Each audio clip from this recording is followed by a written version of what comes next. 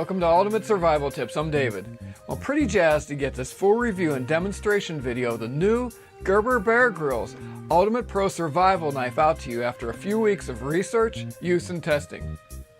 So today we'll dig in deep, take a look at the Ultimate Pro Survival Knife from just about every angle, see if this knife is garbage, good, or anywhere close to great. As usual, I've got a few surprises for you. I take this knife up on the mountain and literally beat the tar out of it. And I use it to do some bushcraft, cut down a tree, break things, and cut, slice, and chop stuff.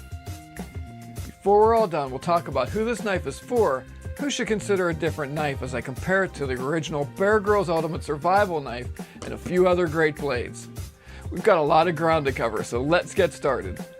So with the Bear Grylls Ultimate Pro Knife, Gerber and Bear Grylls have made a pretty valiant attempt to raise the bar and upgrade their original Ultimate Survival Knife while keeping its street price reasonable enough to appeal to the masses. So the Bear Grylls Ultimate Pro is a fine-edged survival knife with a fixed 4.8 inch or 12.2 centimeter blade that is very similar in shape and size when compared to the original Bear Grylls Ultimate Survival Knife. Like its older brother, the Ultimate Pro is more of a survival package than just a knife, and includes a newly designed sheath, an easier to use integrated field sharpener, a fire starter rod, an integrated lanyard whistle, and the Bear Grylls Priorities of Survival Pocket Guide. Okay, since the knife is only as good as its blade, let's camp out here for a while. The Bear Grylls Ultimate Pro knife is made out of 9CR19 Movi high carbon stainless steel, which is a nice upgrade from the original knife that was made out of 7CR17 Movi steel. Compared to the steel that's used in the original Ultimate Survival Knife, Pro knife should be a bit tougher, hold an edge better. Now the big huge difference between these knives is the full tang construction of the Ultimate Pro versus the 3/4 tang design of the original Ultimate Survival Knife. Full tang basically means that the blade steel runs full length of the knife from tip to butt. Full tang construction is regarded by most experts as the strongest, most durable way to make a knife. So to see how tough the Ultimate Pro steel, tang, and pommel actually are, I woke up one morning with a crazy knife test in my brain. So here I am pounding the knife into a hardwood log with a sledgehammer to see what happens. As you can see, I'm whacking pretty hard on this knife to drive it into the log. I'll be honest with you, I thought this knife would take maybe 30 or 40 hits before something bad happened. And I never expected that I would end up whacking it 72 times at different angles before I couldn't drive it into the log any further. So I think it's safe to say that this is a pretty tough tang and pommel upgrade. Now let's talk more about the blade. Ultimate Pro has a drop point blade, which simply means that the spine side of the blade curves down till it meets the tip of the blade. Drop point blades are common for survival and general purpose utility knives because they make for a strong tip and a tough knife across the entire surface of the blade. At the spine, the Ultimate Pro is about the same thickness as the original version, around 0.2 inches or 5 millimeters. Both blades are covered with a pretty rugged PVD coating, except instead of being gray, Ultimate Pro coating is black, which actually looks pretty cool. Ultimate Pro is only available with a 100% fine edge blade, meaning no serrations. The original Bear Grylls Ultimate Survival Knife comes in both a half serrated and a 100% fine edge version. Now my knife came quite sharp enough out of the box to shave the hair off the back of my arm. In our testing, I was surprised at how well this edge held up while performing a boatload of tasks, and after some knife throwing and a bunch of drops and rocks and frozen soil and stuff like that. Through it all, my knife continued to slice, skin, and cut things well. Now here I am batoning with this knife. As long as the logs were not too thick, splitting was a breeze. And this knife performed equally well chopping sticks. It was a joy to use at some fine tasks like feathering some twigs. Now on the spine side, we have this notched out, coating-free fire steel striker area, just like the original survival knife. And on the edge side of the blade, we have this choil. A choil is a cutout area between the edge and the handguard of this knife. Now this choil has enough space for my forefinger to wrap around the steel for better leverage and control in fine cutting and slicing. But if you do this, just be careful. However, a choil's true purpose is to allow the blade to be sharpened all the way to the end of the edge without interference of the handle or handguard. Now as we move down the handle, we see the tang is cut to match the shape of the handle slabs perfectly, and then it terminates with this pommel. The Ultimate Pro knife comes with a newly designed emergency whistle. It seems more durable than the previous one. It's quite a bit louder, and the whistle comes attached to the knife by its lanyard through this hole in the pommel, although it can be easily removed. Now this hefty cast pommel is not only welded to the tang, but it's also pinned for extra strength. So to further test the pommel, I decided to go break some pretty hard Pennsylvania fieldstone. So here I am busting up some stone. The knife was pretty easy to handle, was very effective. So add this to my sledgehammer test, and I can confidently say you shouldn't have any issues with this pommel or tang, even in hard use situations.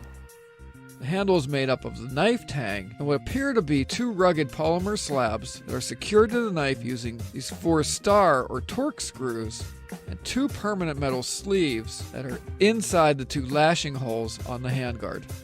Now you know me, I'm curious, so I wanted to see if I could take the handle slabs off. But I quickly found out that this was a dead end since the bolts are a bit of a challenge to get out and the metal lashing hole inserts are permanent. Keep the handle slabs from being taken off, so it's best to just leave these handles alone. Now although the Ultimate Pro handle looks a little different in style and color than the original Ultimate Survival knife, it feels about the same and is very comfortable to hold and use. Most of these polymer handle slabs are covered over in what feels like the same rubberized gripping material that's used on just about every other knife and tool in the Bear Grylls line. The only other really noticeable difference is the weight of the knife, which doesn't feel heavy, but actually makes the knife feel a bit more substantial. This knife balances well with a center of gravity around the area of the 4-finger handle cutout. Okay, now since I like to throw knives, have found that a well-balanced knife can usually be thrown fairly well using a no-spin technique. So I decided to take this knife out and give it a few tosses. So here I am throwing the Bear Grylls Ultimate Pro knife a few times at my target. As you can see, it's been a long winter and I'm a bit rusty, but overall the knife was really easy to control and throw. Okay, now back to business. Now like the original Ultimate Survival knife, the Ultimate Pro handle flares out towards the pommel to help keep the knife in your hand during normal use and when chopping. So here I am chopping a decent sized hardwood tree with the Bear Grylls Ultimate Pro knife to show you that it can be done in an emergency. Now certainly take your camp axe and hatchet with you, but if you can't, or you find yourself in an emergency survival situation where this knife is your only tool, it's nice to know that it's capable of chopping a tree in a pinch. Okay, now in addition to the lanyard hole in the pommel, we have 2 additional holes in the handguard that go through the handle slabs and tang and are strategically placed to help you lash this knife to a pole to make a spear. This can be done with a length of nylon or paracord. Now the lashing holes of this knife also serve another important task as part of the friction lock system that holds this knife in the sheath when it's not in use. And like the previous version of this knife, we have the strap with a Velcro-like closure system to keep the handle tight against the sheath. The sheath is designed for left or right hand carry and has this hole in the bottom of the knife compartment to allow water to drain out just in case you go for a swim or end up in a storm with this knife. The upper part of the Ultimate Pro sheath is made of 2 thick pieces of ballistic nylon that are sewn together to form a pouch. It has an opening at the top to hold the Bear Grylls Priorities of Survival pocket guide. The pocket guide is easy to get to by pulling up on this orange ribbon, which is firmly sewn into the inside of the pouch. Now this is a much better solution than the previous plastic pouch that's on the back of the original Ultimate Survival knife sheath, which tended to make it hard to get the guide in and out, especially in colder, humid weather, and made it necessary to take the knife off your belt to access the guide. So I'm pretty happy about this upgrade. Okay, to carry this knife around, on the back of the ballistic nylon upper part of the sheath, you have this nylon vertical belt loop that works well with belts up to about 2 inches wide. Now, I did notice that there are no horizontal MOLLE compatible strap sections like we had on the back of the previous version of the sheath, so if you want to attach this sheath to some MOLLE webbing, you'll have to get creative. Next we have this carbide blade, pull-through sharpener, which is a better field sharpening solution because of its ease of use than the diamond stone sharpener that's on the original Ultimate Survival knife sheath. The sharpener is set up for you to hold the sheath upside down with your left hand and the knife with your right hand. To touch up your blade, simply hold the sheath using these rubberized side grips like this. Okay, now just lay the side of the knife blade against the back of the sheath covering these 3 orange lines, while you insert the knife into the sharpener like this. When you do it this way, which is stupid simple, the sheath is designed to perfectly align the edge of your knife with the carbide blades when you pull the blade straight through like this. Now there's no need to put much pressure down on the edge. You want to take off as little metal as possible to achieve a sharp blade. Now one last thing about this sharpener. Gerber added a really nice feature and made this pull sharpener so that lefties can remove these 2 small star head screws and reposition the carbide sharpening blades on the other side. So if you're a lefty, you'll be able to hold the knife in your left hand and the sheath in your right. Okay, now last but not least, on the front of this sheath, we have this ferro rod, which is positioned right side up instead of upside down like in the original version of the sheath. This change alone should about ensure that the ferro rod doesn't accidentally fall out of the sheath and get lost in the wilderness, which could happen in the previous version of the sheath. To further secure the rod in place, Gerber added this wedge that snaps the rod firmly in place, makes it about impossible to get it out unless you first pull up on the rod handle and then out like this.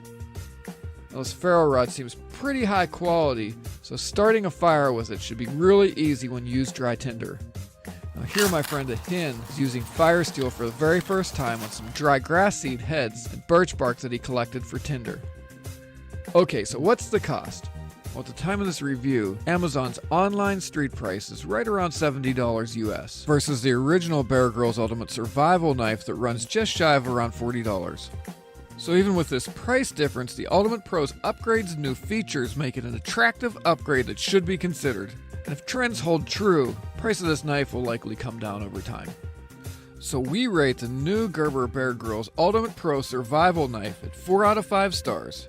Gerber really stepped up to the plate, took their best-selling knife, beefed it up, and improved it dramatically in just about every area by upgrading the steel, going with full tank construction, providing a better field sharpening solution, improving the storage of the pocket survival guide and the fire starter rod, and a bunch of other thoughtful design upgrades.